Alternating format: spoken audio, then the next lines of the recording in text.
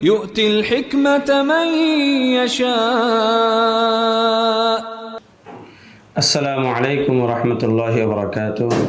نحمده ونصلي على رسوله الكريم أما بعد.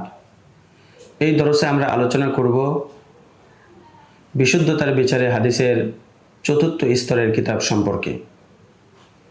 এই কিতাবগুলোর মধ্যে বর্ণিত অধিকাংশ হাদিসই জয়ীফ। এমনকি শাহ আব্দুল আজিজ মুহাদ্দিসে দেহলভী রহমতুল্লাহ আলাইহি উল্লেখ করেছেন যে এই কিতাবগুলোর মধ্যে বর্ণিত সবগুলো হাদিসই জয়ীফ। সেই কিতাবগুলোর মধ্যে থেকে এক নম্বর হলো হাকিম তিরমিজি রহমতুল্লাহ আলাইহির কিতাব নওয়াদিরুল উসুল ফি আহাদিসির রসুল। 2 নম্বর আল্লামা মুরতাজা জুবাইদি রহমতুল্লাহ আলাইহির কিতাব আল কামুস। 3 নম্বর মুসনাদুল ফিরদাউস লিদ্দাইলামি। 4 নম্বর কিতাব আল কামিল লিইবনে আদি। 5 নম্বর কিতাব কিতাবুজ যুআফা লিল উকাইলি। 6 নম্বর কিতাব তারিখুল খুলাফা লিসসুয়ুতি। 7 নম্বর কিতাব তারিখে দিমাশক। 8 নম্বর কিতাব তারিখে ইবনে আসাকির। 9 নম্বর কিতাব তারিখে বাগদাদ। এই কিতাবগুলোর মধ্যে থেকে আল কামিল ইবনে আদি, নওয়াদিরুল উসুল, কিতাবুজ যুআফা লিল উকাইলি, এই সকল কিতাবের ভিতরে বর্ণিত সবগুলো হাদিসই জয়ীফ। কারণ এই কিতাবগুলো লেখাই হয়েছে জয়ীফ রাবিদের বর্ণিত হাদিস সম্পর্কে। এছাড়া অন্যান্য কিতাবগুলির মধ্যে সহিহ হাদিসও রয়েছে।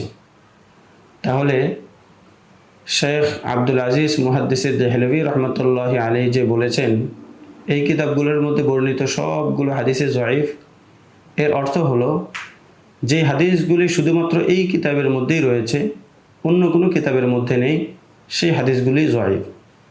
আর যে হাদিসগুলি এই কিতাবের মধ্যেও আছে, সাথে সাথে অন্যান্য নির্ভরযোগ্য কিতাবের মধ্যেও রয়েছে, যেমন সিহাহে সিত্তা ইত্যাদির মধ্যে, সেই হাদিসগুলো জয়ীফ নয়, সেগুলো সহিহ হতে পারে, হাসানও হতে পারে।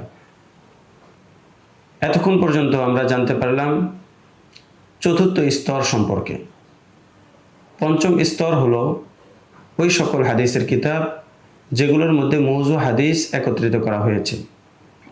কিতাবগুলি হলো যেমন আল মৌজুআতুল কুবরা লি ইবনুল জাওজি। 2 নম্বর আল মাসনুআত লিসসানআনি। 3 নম্বর আল লাআলিল মাসনুআ ইত্যাদি কিতাব। এই কিতাবগুলোর ভিতরে মৌজু হাদিসগুলোকে একত্রিত করা হয়েছে। এতক্ষণ পর্যন্ত আমরা বিশুদ্ধতার বিচারে হাদিসের চতুর্থ ও পঞ্চম স্তরের কিতাব সম্পর্কে অবগত হলাম। এর মাধ্যমে বিশুদ্ধতার বিচারে হাদিসের 5 স্তরের কিতাব সম্পর্কে আমাদের আলোচনা শেষ হলো। পরের দরসে আমরা আলোচনা করব ইলমে হাদিসের কাসীরুত তালিফ লেখকদের সম্পর্কে ইনশাআল্লাহ তাআলা। আসসালামু আলাইকুম ওয়া রাহমাতুল্লাহি ওয়া বারাকাতুহু।